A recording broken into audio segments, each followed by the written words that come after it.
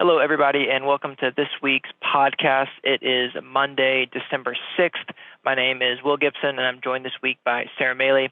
And I'm just going to come out and say it right off the bat. If you're following on YouTube, yes, I have the same exact sweater on that I had on last week's podcast, and I'm sitting in the same position. So not much has changed on my front, at least over the past week, but we have seen a fair amount of change in the markets, and Sara and I are going to talk about that today. Ian and I, if you missed our podcast last week, we talked about some major index support levels. So we're not going to really talk about that today. I would reference that previous discussion, but we are going to get on is like some of the more fine and some of the more detailed indicators that we're seeing movement from on the platform, and some of the more popular ones that at least we're getting questions about. We're going to try to put some verbiage around that today and some perspective as we're heading into that second half, or really middle part of December. But more of the same from last week on that thematic front. You're seeing a lot of conflicting themes that the market's trying to digest right now. A lot of questions about the direction of interest rates, kind of related to that inflation discussion as well. Market's still trying to process, will the new variant be a concern? Are vaccines effective? A lot of what ifs right now, it seems. And we all know that the market hates uncertainty, and it does not like not knowing what the direction or the outcome will be. And I think we're seeing some of that volatility play out right now.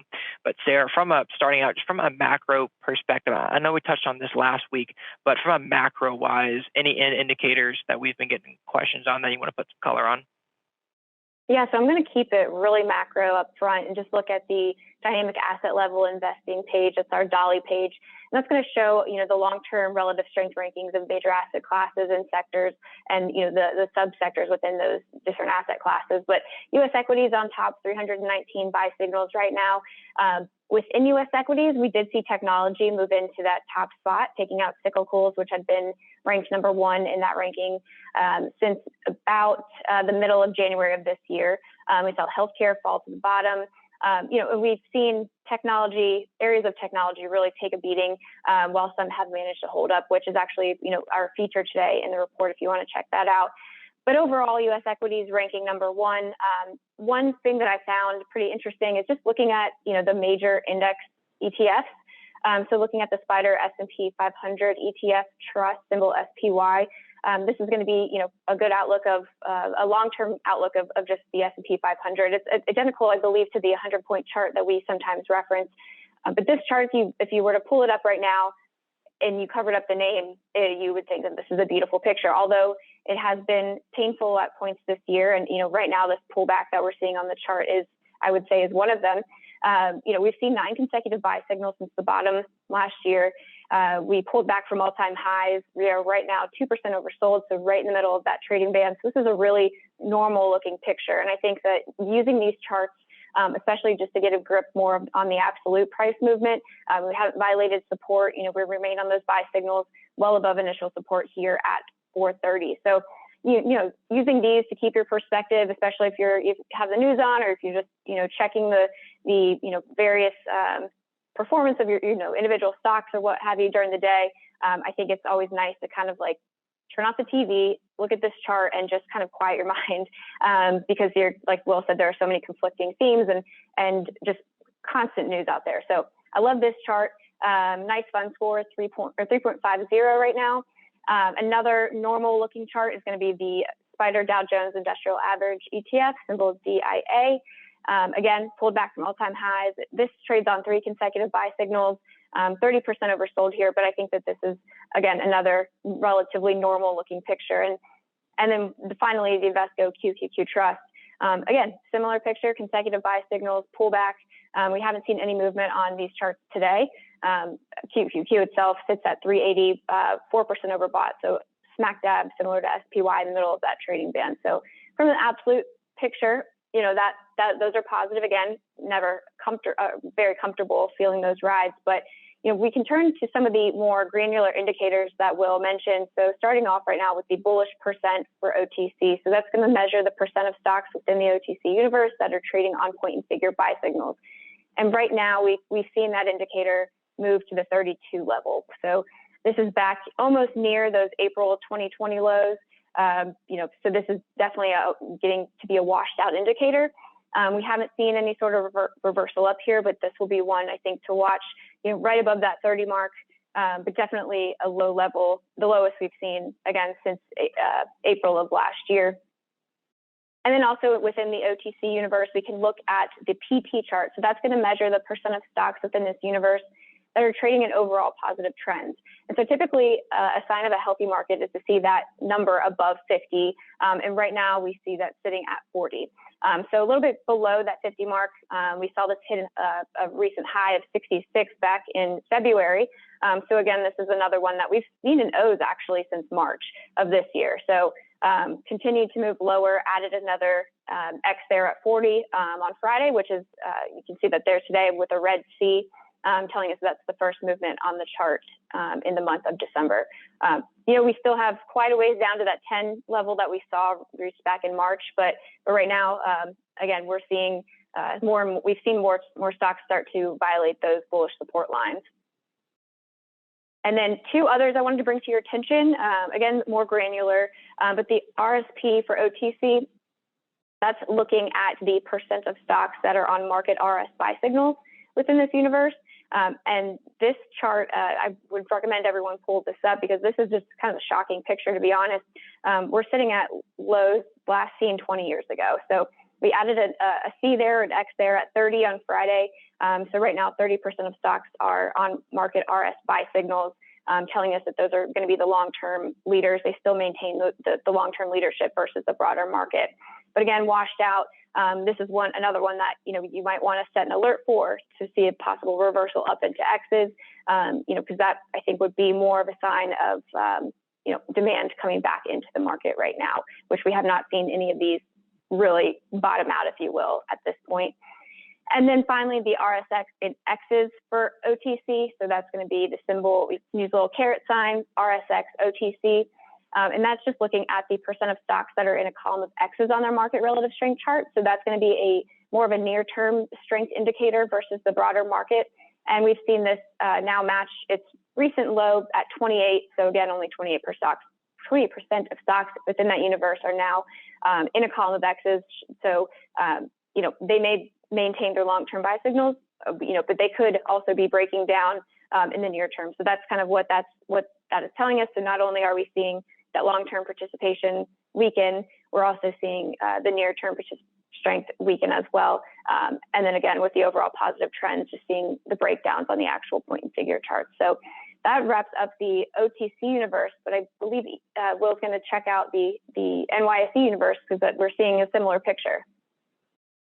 Yes, Sarah, that's a good recap. And on the New York Stock Exchange front, it's going to be a bit different size and style composition than that Nasdaq OTC setup. So I think it's important to kind of look at these together.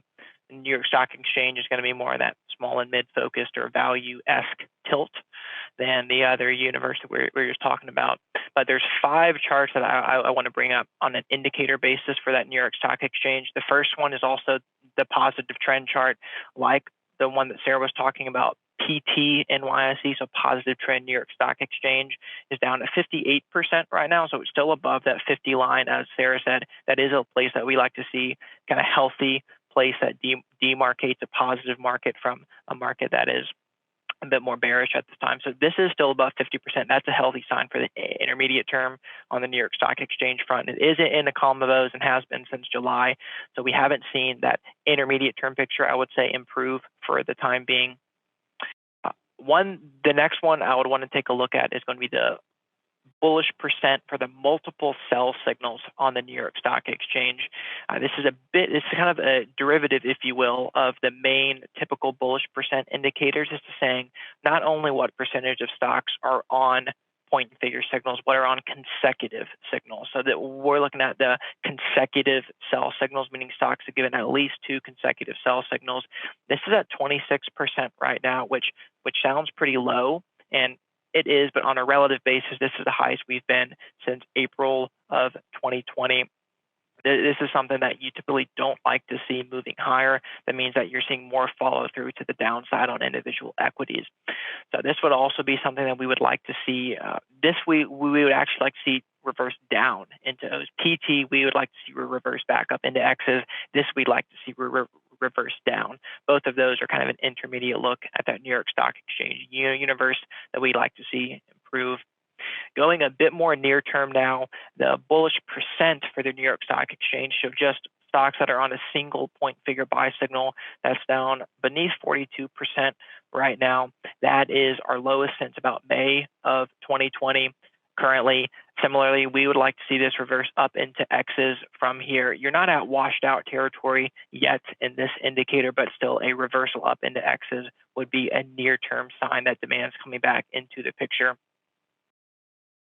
Moving over now to even more sensitive indicators, we have our New York Stock Exchange high-low reading. This is looking at the percentage of stocks hitting 52-week highs relative to those hitting highs and lows. And this is using a 10-day average as we're plotting them on the chart. This is approaching your mid 20% level, which again is kind of your lowest level since that April 2020 market recovery. So this is one that we would really like to see a reversal up into X's. Should this get a bit lower and reverse up, you can consider that some type of kind of near-term demand re-entering the market. This is one that we'd like to set an alert on. Column change, NYSE high-low. Going to be that some of those early signs that demand is returning. And then the last one for the New York Stock Exchange is the weekly distribution for the New York Stock Exchange. That's looking at the average, where's the average stock on its 10-week trading band. Sarah mentioned like SPY and RSP earlier at the middle of their 10-week trading bands.